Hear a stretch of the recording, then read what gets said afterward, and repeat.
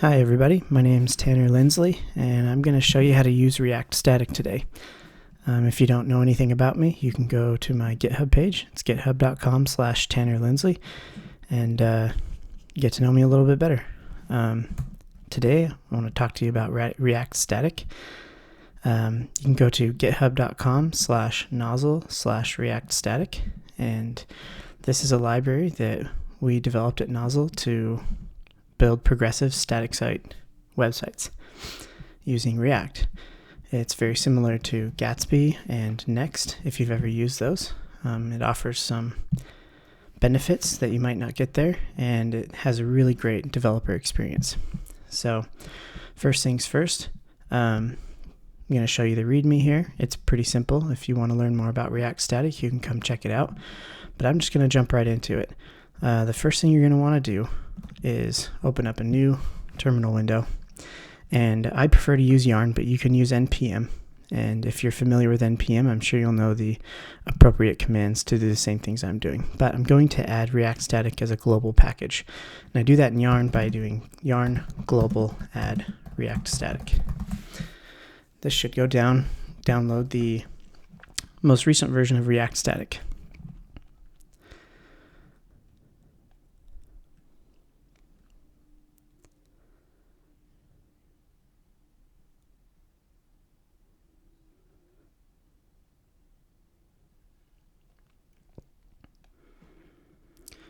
Okay, now that that's done, we should have React Static in our bin, and if we run React Static without any commands, we'll see what we can do with it. We can create a new project, start the development server in an existing project, or we can build a project for production. It also has a version output, so if you run into any bugs, it's really easy. You can just do React Static -v. You'll know the version of React Static that you're using. Be sure to include that in any bug reports. So I'm going to go to my desktop, and we're going to create a new little website. So we'll start by typing React Static create, and it's going to ask us what we want to name the project. We'll just name this my static site, and then it gives us a couple of options for templates that we can use. These templates are outlined in the GitHub page for React Static, or you can just search by typing, if you want, for a common React Static example. In this case, I want one that uses styled components. So if you just type styled, it should show up, and hit enter. This is creating a new React Static project, and since we're using Yarn, it's actually going to pre-install all the dependencies using Yarn. If you were using npm, it would use npm to do that.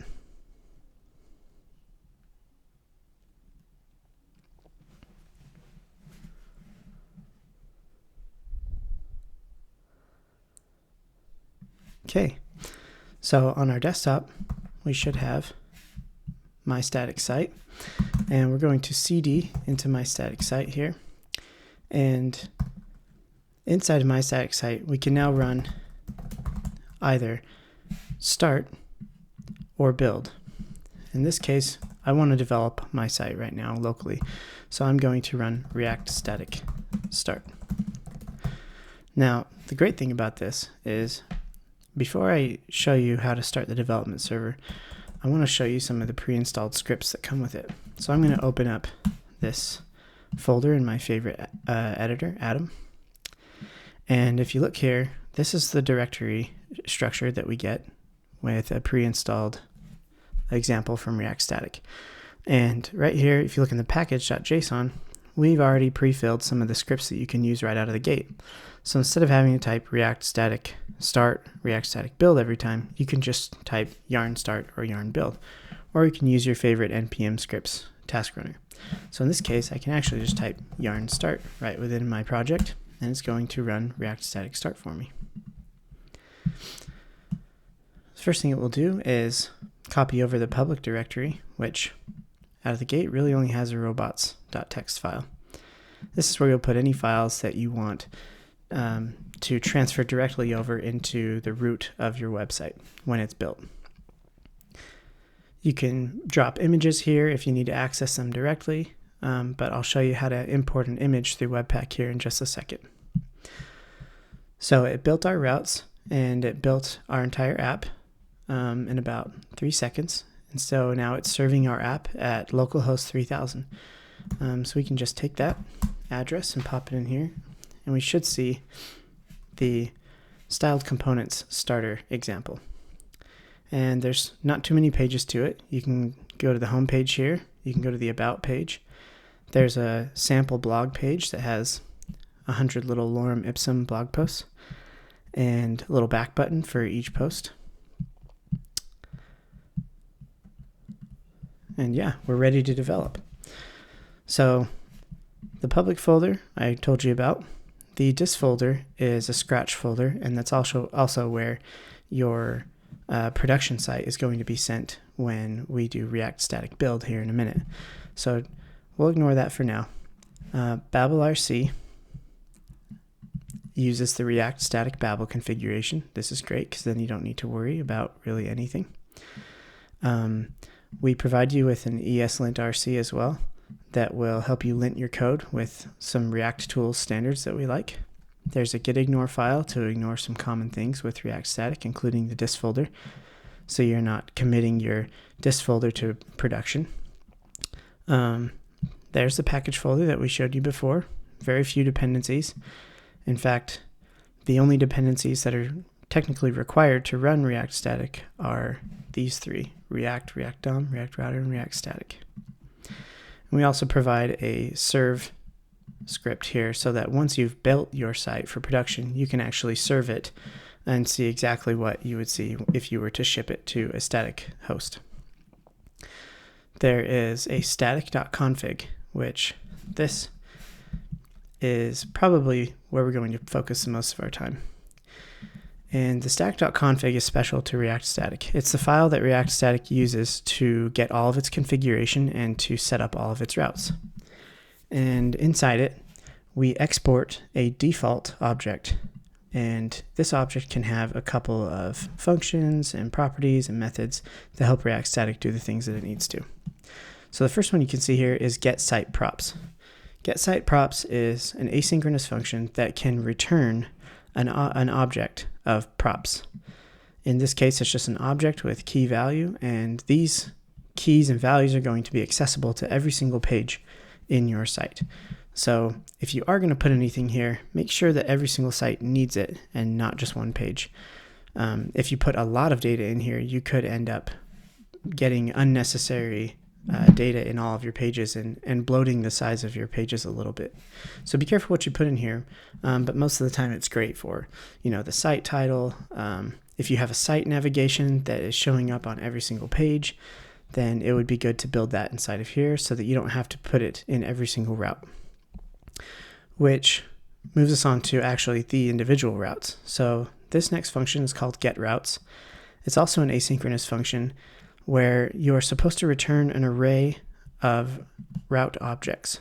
And in this case, we are using Axios, which is just my favorite HTTP library for Node and for the front end JavaScript. And I'm using JSON placeholder to go get some fake posts. And those are the fake posts that you actually see when you come to the blog.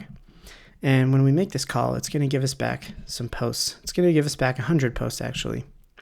And then once we have that data, we can return our array of routes. And the first route is usually going to be the root. So for the path, we just put the root. And for the component that we want to render the root, we're using source containers home. And actually, if you come over here to source and go to containers, you'll see the home component, which is rendering the home page. You can see here we have an H1 with welcome to, and then we have the React static logo. Now, if we head back over to our static.config.js, you'll see the second page that we define is the about page. For the path, we put /about, and for the component, we want to render using source containers about. So if we go to source containers about, you're going to see a very simple component. All we're doing is importing React, and we're exporting a stateless functional component that all it's doing is rendering a div with an h1 inside it, and then a paragraph tag underneath it. And you can see that right here. Now if we head back to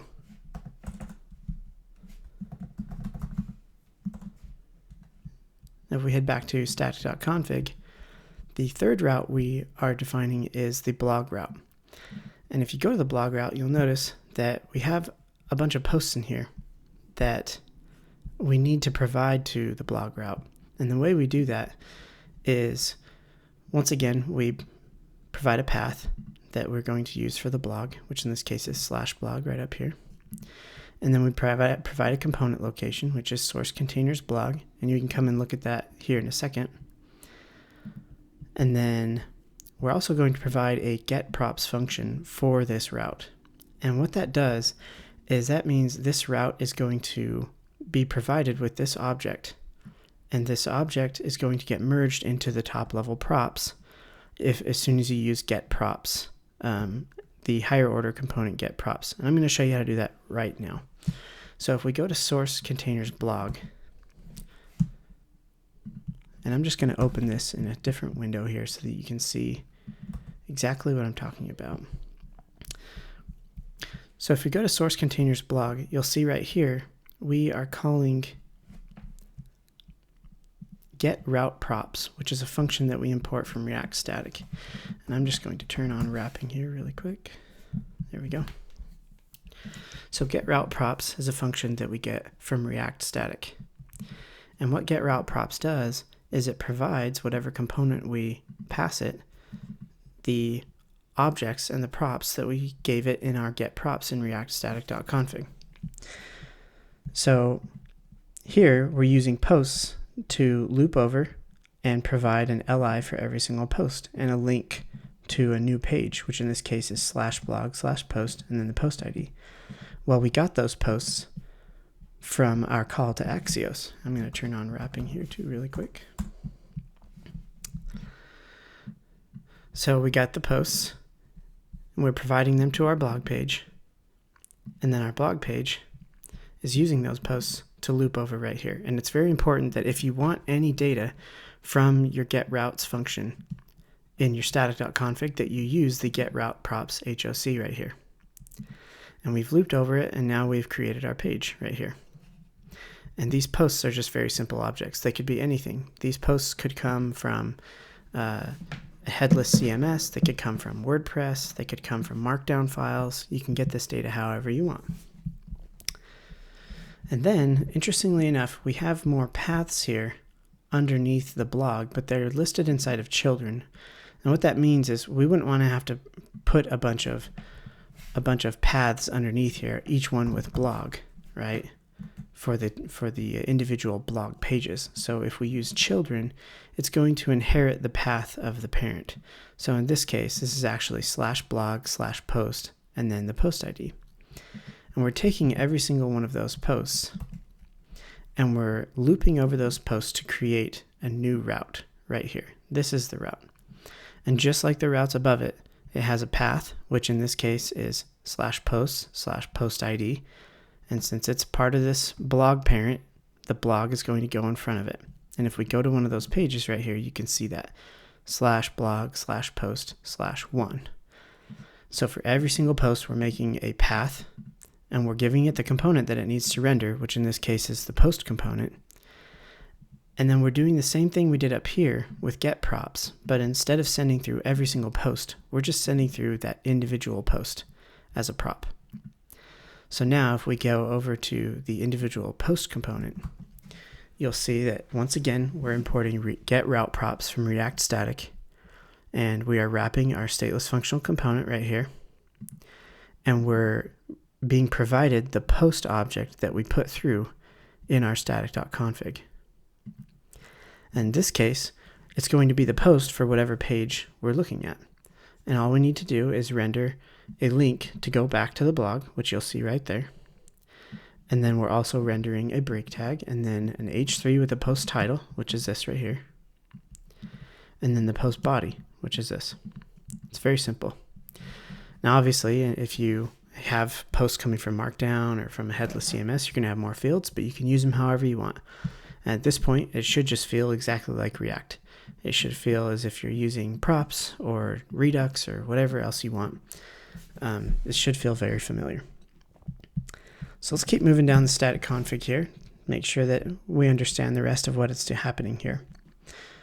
There's also an option to do a 404 page. So we create a route, and in this case there's no path, but we put a flag in it for is 404 equals true. And then we put the component that we want it to render with. And in this case, the 404 component is in source containers 404. And all it is just a simple stateless component that renders an H1, and that's that. So anytime we put in a path that it's not able to find, we're going to get that 404 page. Like if I put in /Tanner, we don't have a route set up for that, so we get the 404 page. The next function here, called render to HTML, is really handy. Usually we handle all of this for you, but sometimes you need to do special things with your HTML. In this case, if you're using styled components provides all of the CSS inline at runtime. But we need to make sure that when we render out the pages to static HTML, that we collect those styles and put them into the hard-coded HTML, so we don't have to wait for React to render the styles. And this is very similar to anything you've seen with Glamour, or if you've ever used styled components on Next. If you ever want to use styled components on server, you have to do something like this, and we've made it very easy for you to do that. The render to HTML function gives you a render function that you need to use to render your component to HTML.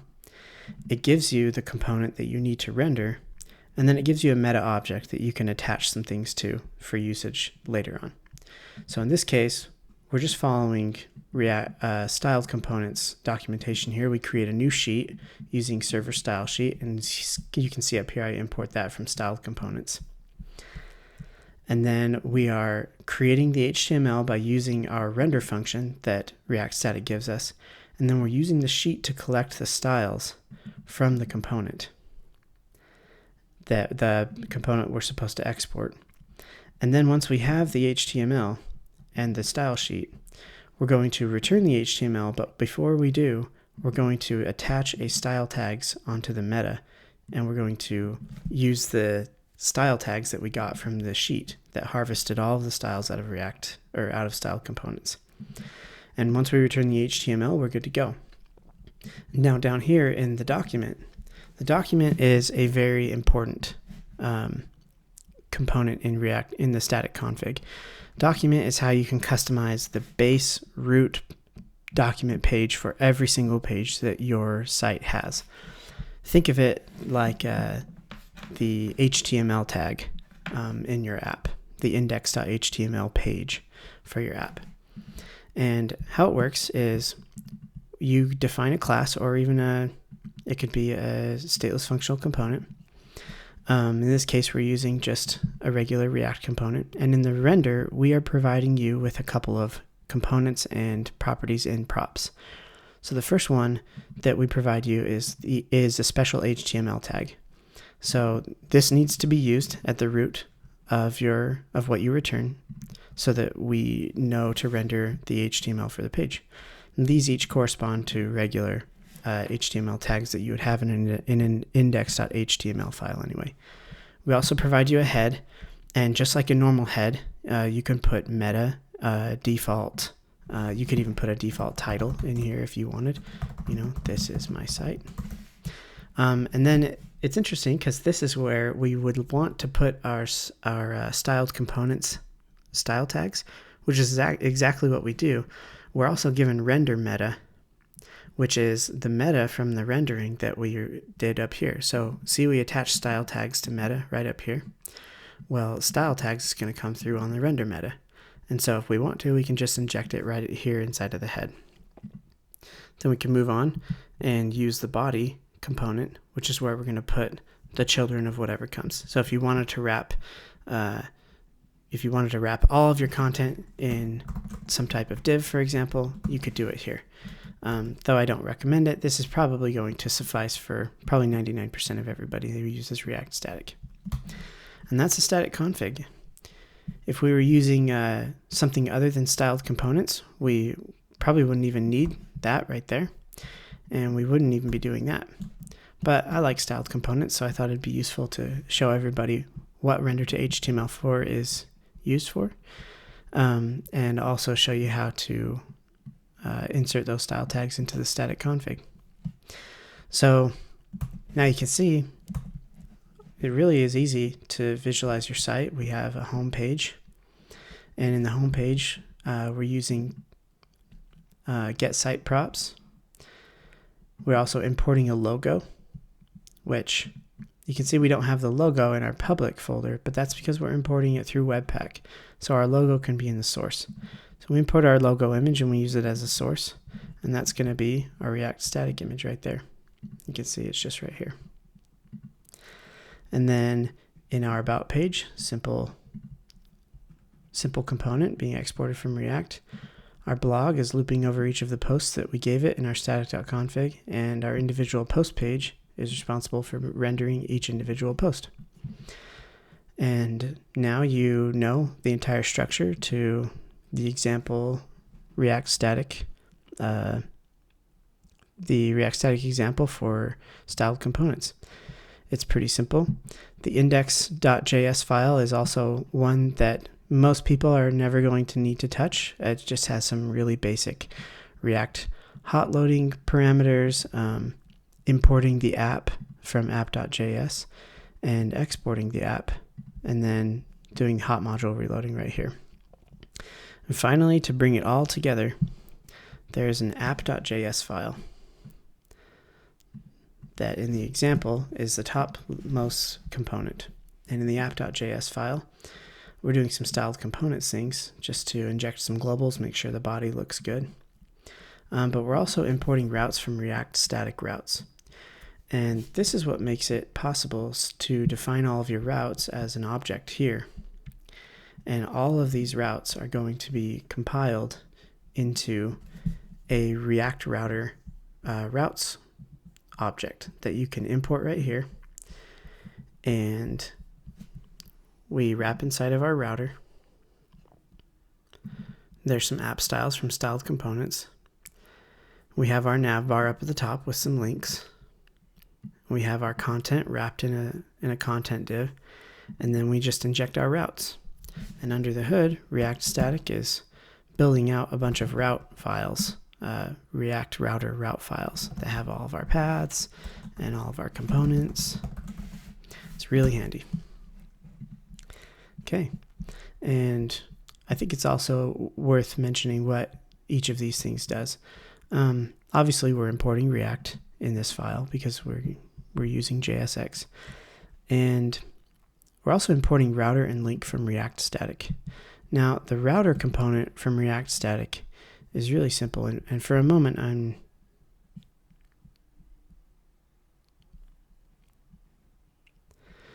the router component sits at the top of your app, and anything inside the router component is going to have access to React static's routing. And the reason we use a special router component is because we are doing browser routing and server-side routing and server-side rendering, and so this makes it easy on you to not have to worry about all the different types of routers. You just have one router to worry about, and you can put whatever you want inside it. So the router is usually and probably the topmost component of your app. App styles is just a wrapper component that we created with React or with styled components. And we're just giving our app some basic styling here. Like our nav bar is using a background. All the links are going to be blue, and we want to give our content some padding and make sure our images are the right width. And then inside of our app styles, we have our nav bar and the link component.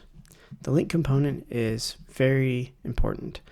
Instead of using a regular href tag, we're using a link component because React static does very special page linking. It doesn't reload the page when you go from one page to the next. It actually does it inline using React router, and this is what makes React static so fast. So if we wanted to link to about, we use the link component and we say to, and then we put the path, and then it's just like any other link. And you can actually style this just like you would with any other component. You can pass it classes. You could even make your own link component and wrap this. as long as you're using the link component to go to certain pages. So you can see if we go to About, we're linking to the About page. It's very straightforward. And that about wraps it up for React Static. This is the styled components example. I hope you liked it. There's more examples online. If you want to go to React Static, it's github.com/nozzle/React Static. You can check out more examples there. And be sure to check out my GitHub page, github.com/Tanner Lindsley, where you'll probably find more libraries that you like and more videos just like this one to help you build awesome things with React. So take it easy.